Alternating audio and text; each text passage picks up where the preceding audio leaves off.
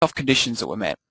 So all we have to do is make sure that we inherit the rule action class and define a bit of properties. So if we wanted to have a competition that was running and we wanted to define a winner based off conditions that are met, so for example, if a user has an IT score of over 400, they have a profile score of cars that is over 400, we can consider them the winner.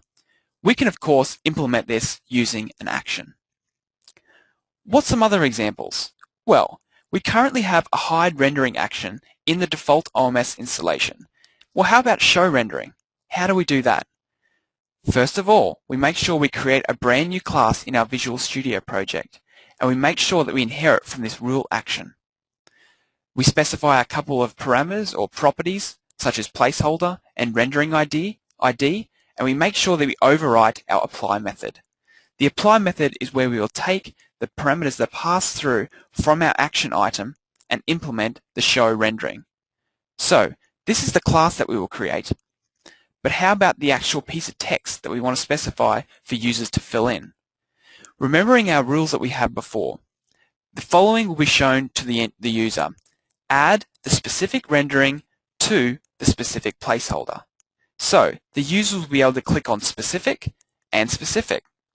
So in the first line, we've got a rendering ID parameter that is being passed through to our class. Notice that we have a parameter in our class for rendering ID. We're going to use the tree macro to pop up a tree so the user can select one of the renderings that we have available. The next line, which is the placeholder, we will pass in a parameter called placeholder to our class.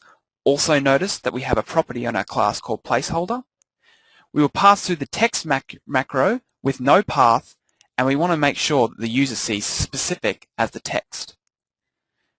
So let's have a look at creating a new conditional rendering rule using the Marketing Center.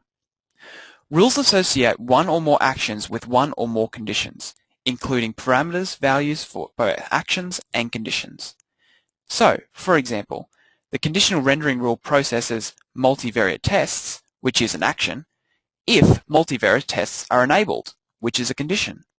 While it would be illogical in this case, a parameter could reverse the condition, of course, remember. You can also use logical operators such as and or to only invoke actions under specific combinations of conditions. So within Sitecore, we have conditions that are built in and, as we saw before, conditions that you can also extend the system with.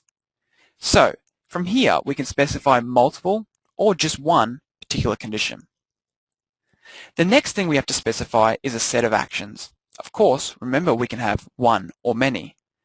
So, for example, based off the conditions and the actions, we can render the following conditional rendering rule that says, where the value of a lead profile score, so remember the profile scores are based off what scores or what content items the visitor has visited during their session.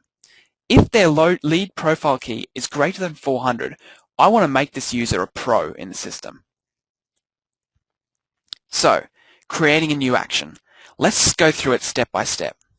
First of all, in Visual Studio, create a class that inherits from the sitecore.rules.actions.ruleAction class, and make sure you implement the apply method.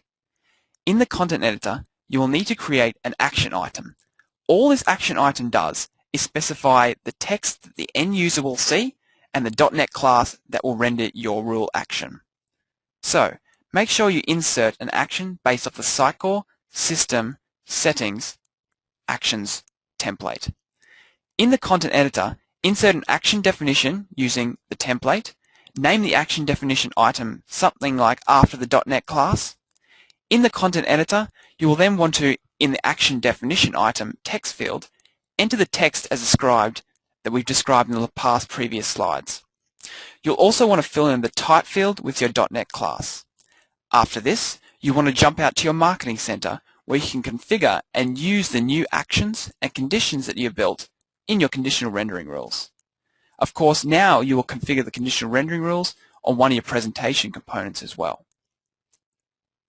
So, all we need to do is create an item, put the text in, fill in the type that points to our class. So for example, we might have a class that will trigger an event that exists in our system called Pro User.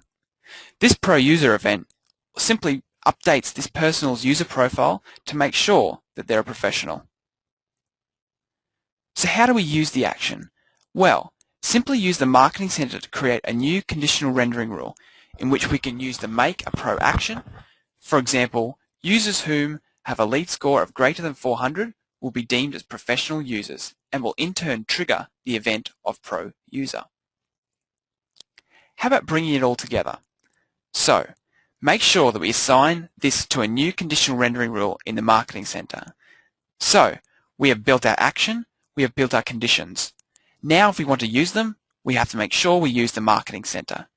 So, before we created a class, a condition that was checking if the user is administrator.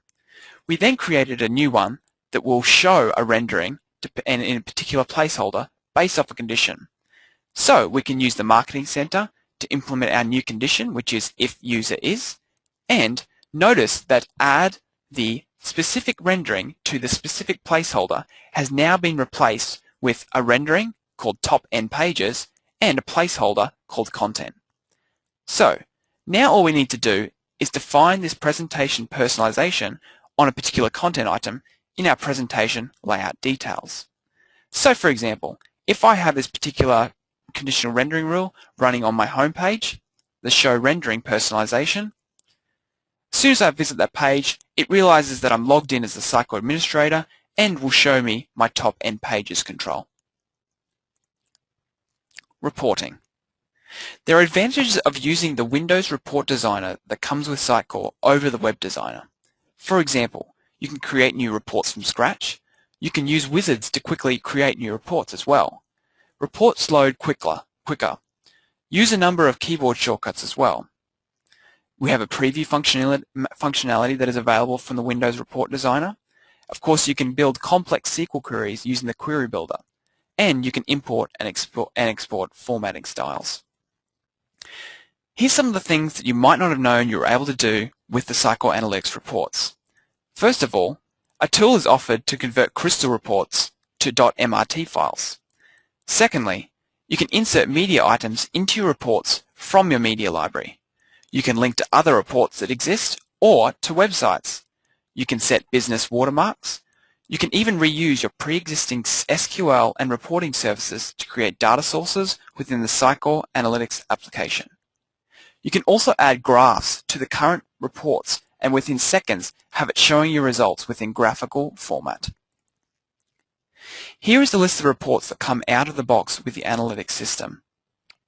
I'll just show you these quickly. I won't go through them step by step.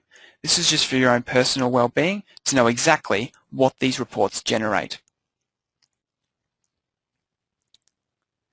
So, creating a new report. How do we do it? For creating new reports, you need to use the Windows installation of the StimulSoft. However, a small tip. You can actually just simply duplicate an existing .mrt file that exists on your file system and edit within the Web Designer.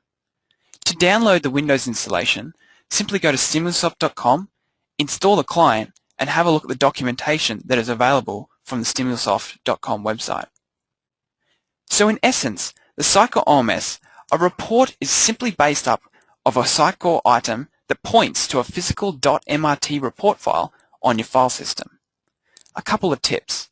To get a head start, simply duplicate an existing report that is very similar to the report that you are wanting to build. This means that defining things like data sources, layouts, and a consistent style will already be implemented for you. Of course, before editing an MRT file, make sure you take a backup of your file system. All your reports are located under Website, Sitecore, Shell, Applications, Analytics, and Reports.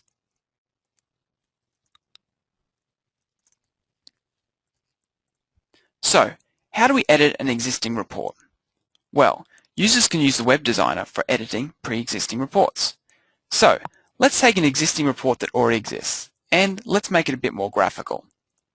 So, all we need to do is log into our Sitecore system. I'm going to pull over an example here I have of our NICAM demo. And I'm going to log into the back end. I log into my desktop